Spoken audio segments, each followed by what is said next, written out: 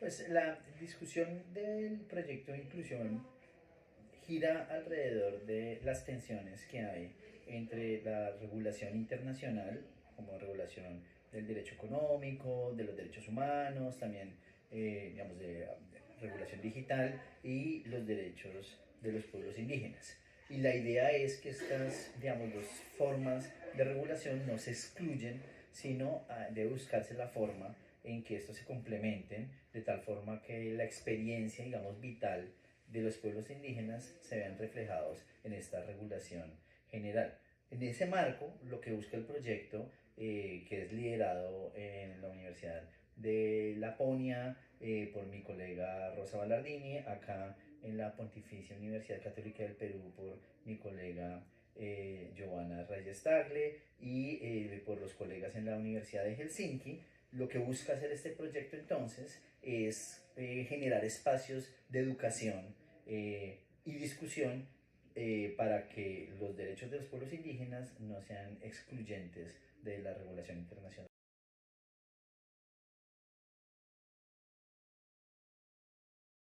En primer momento se pensaba que digamos, las diferentes áreas de especialidad en el derecho internacional eran autocontenidas, entonces que el derecho internacional económico tenía su forma de pensar, su propia lógica, sus propias instituciones, y eso a su vez entraba en conflicto con el derecho de los derechos humanos o el derecho ambiental, pero la realidad es que nosotros ya, digamos, es claro que en realidad estas áreas de conocimiento experto en el derecho internacional no están separadas, sino todos deben, digamos, todas interactúan continuamente.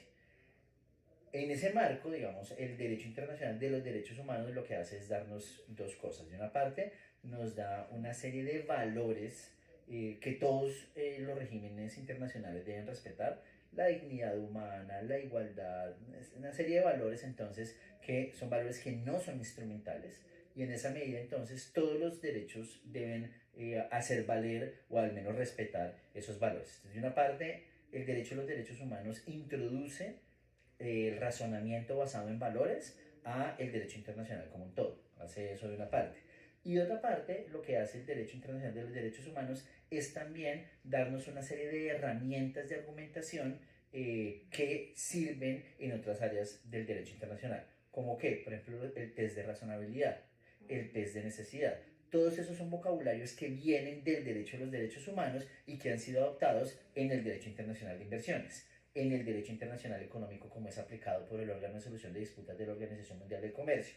Entonces, ¿qué quiere decir eso? Que el derecho a los derechos humanos entonces nos da de una parte el racionamiento basado en valores y de otra parte unas técnicas de aplicación del derecho que nos permite entonces un derecho económico, ambiental, penal internacional que es mucho más flexible y que se ajusta a las realidades.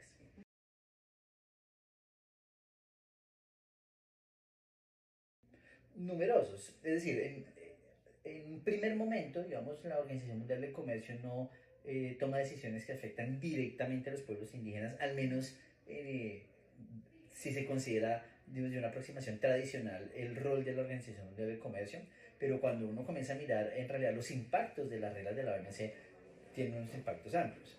De una parte está todo el tema de propiedad intelectual.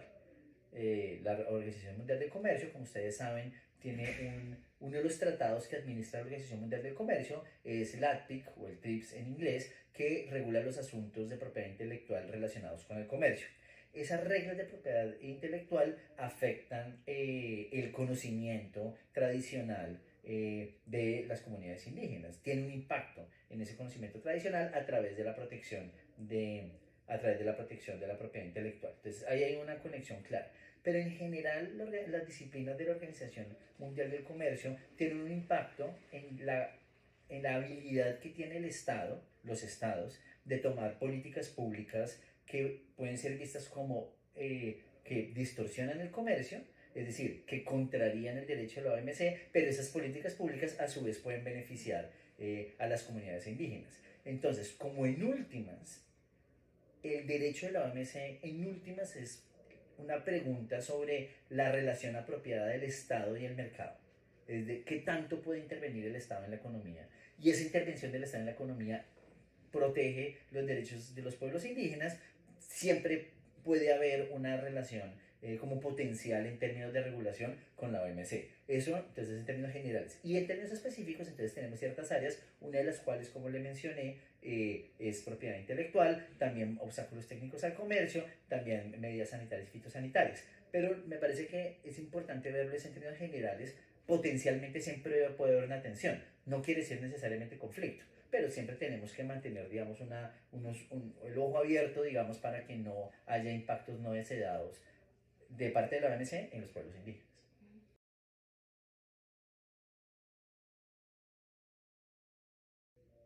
Pues, digamos, en términos jurídicos, la piedra angular, digamos, es el principio de autodeterminación de los pueblos, ¿no?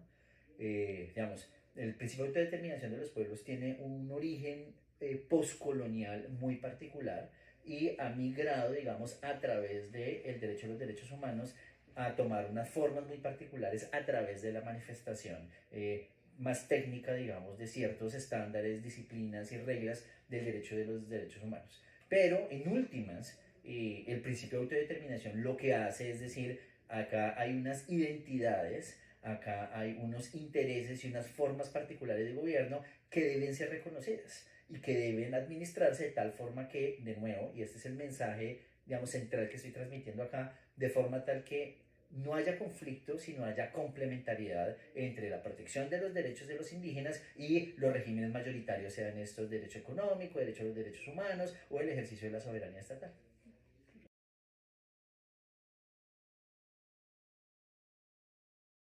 Hay varias, eh, pero lo que es más interesante, digamos, es de una parte, en términos de organizaciones internacionales, es clave pensar el tipo de instituciones que aplican y hacen cumplir las normas que protegen los derechos de los pueblos indígenas. Y por lo tanto, en ese sentido, obviamente las instituciones más importantes son los tribunales internacionales de derechos humanos. En nuestra región, pues el sistema interamericano, particularmente la Corte Interamericana de Derechos Humanos. Habiendo dicho eso, sin embargo, hay otras normas que protegen los derechos de los indígenas que son administradas por otras instituciones. Por ejemplo, la Organización Internacional del Comercio, que adoptó la Convención 169 y esa Convención 169 protege un derecho particular que es el derecho a la consulta y en algunos casos consentimiento previo informado, libre e informado.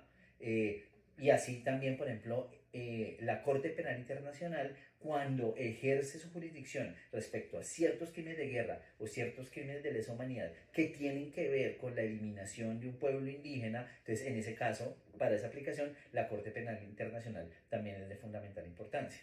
Entonces, el mensaje no es que lo que estoy intentando transmitir es no es que haya unas instituciones particulares que se encarguen de los temas indígenas, sino precisamente todas las instituciones internacionales tienen la necesidad.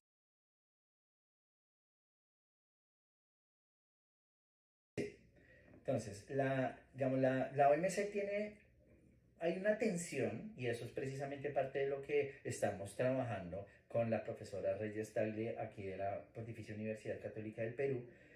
Hay una tensión subyacente en el marco de la OMC respecto a digitalización. ¿Por qué? Porque bueno, evidentemente la digitalización, entendida como el uso de tecnologías digitales en el marco del comercio, sea de servicios o sea de mercancías, digamos, es como la idea general, está transformando profundamente la economía.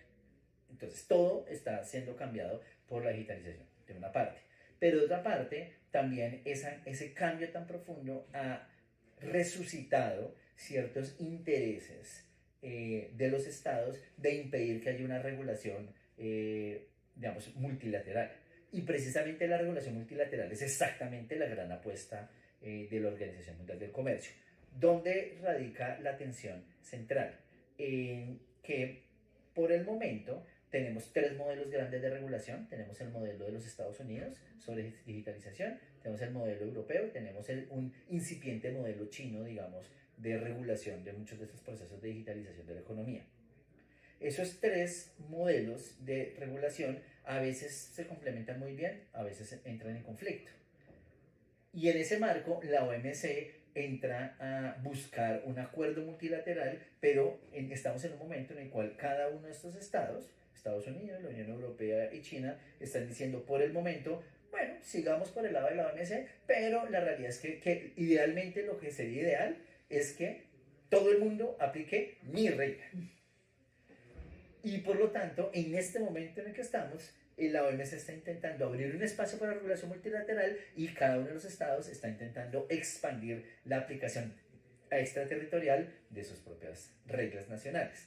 Es por eso que tenemos mucho trabajo ocurriendo en el marco de la OMC, pero nada definitivo, a pesar de que el grupo digamos, de comercio digital, que se llama, en la OMC todavía se llama comercio electrónico, eso es muestra también de esa discusión. El grupo de comercio electrónico lleva reuniéndose durante varios años, pero todavía no hay nada definitivo ahí.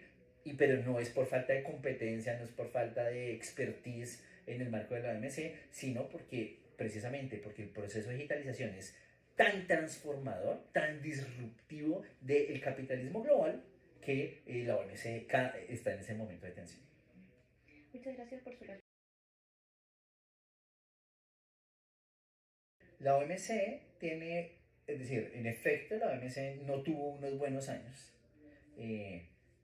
Y particularmente en el marco, no solamente de la pandemia, sino, digamos, yo creo que el horizonte de tiempo debe comenzar a mirarse desde la post-crisis financiera del 2008. Digamos, desde la crisis financiera del 2008 en adelante, los estados vieron la necesidad de tomar unas medidas que podían verse en conflicto con el derecho de la OMC, pero que los estados dijeron, lo vamos a hacer porque lo vamos a hacer porque es necesario. De una parte, hacer el bailout de los bancos después del 2008, y esa plata se la voy a dar solamente a mis bancos nacionales. Ah, pero es que viola ciertos principios de la OMC. Me da pena, pero voy a hacerlo así, porque es necesario en ese momento. Luego, pues imagínate la pandemia. Ah, es que usted no puede restringir exportaciones porque viola el derecho de la OMC. No me importa, voy a restringir exportaciones de ciertos productos porque necesito proteger a mis ciudadanos. Entonces, y en ese marco, entonces, pues la OMC comenzó a verse para muchos estados, y sobre todo los estados, particularmente Estados Unidos y Europa, que son los estados que más han invertido en un sistema multilateral de reglas de comercio, comenzaron a no quitarle, pero sí ser un poco más parcos en su apoyo al sistema multilateral de comercio en el marco de la OMC.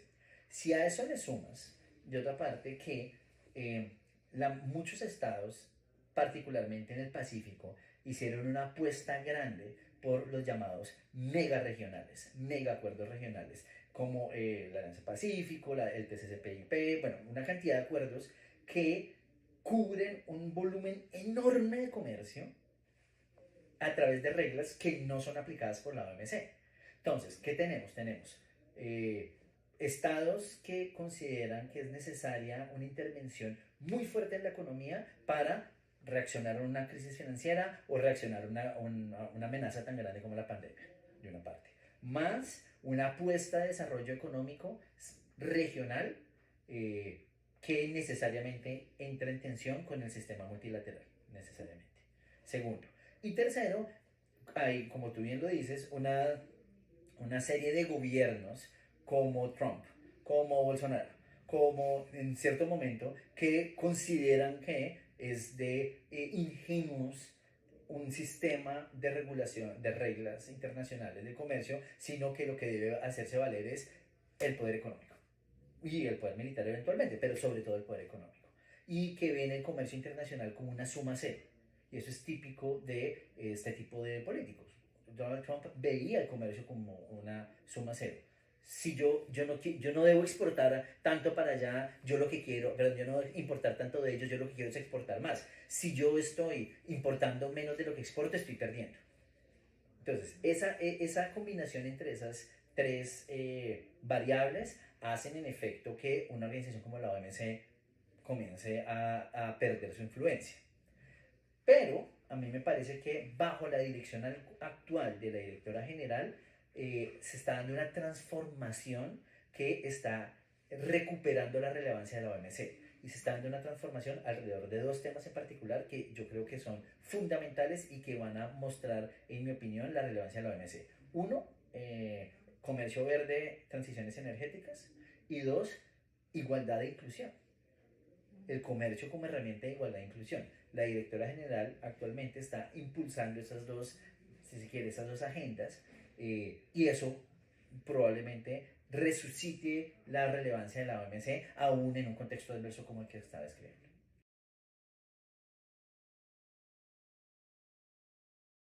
Las tensiones centrales no son actuales, son las de siempre, solo que tienen una manifestación contemporánea y es la tensión central que hay entre la economía de mercado y un modelo extractivista eh, económico y cosmovisiones, como las cosmovisiones indígenas, que no necesariamente coinciden con esa visión extractivista de la economía. Y eso es lo que veíamos en el colonialismo y ahora lo estamos viendo, pero con otro tipo de activos, con otro tipo de recursos. Si tú lo piensas ahora, por ejemplo, el tipo de metales que se necesitan para hacer los chips, el tipo de metales que van a ser necesarios para hacer todas esas baterías que se supone que nos van a ayudar a que los carros sean eléctricos para lograr la transición energética, la instalación de bases de datos, de las bases, digamos, de los servidores en ciertos lugares que necesitan ser refrigeradas y para ser refrigeradas necesitas volúmenes enormes de agua. Todo eso que suena súper digital, súper del siglo XXI, súper por allá arriba en el mundo de Internet, en realidad son conflictos sobre el territorio. ¿Dónde vamos a sacar esos minerales? ¿Dónde vamos a ubicar esos servidores? ¿De dónde vamos a sacar el agua? Y eso es necesariamente un riesgo para los pueblos indígenas. Bueno, muchas gracias a la Asociación Yus Intergentes y felicitaciones por esta maravillosa iniciativa.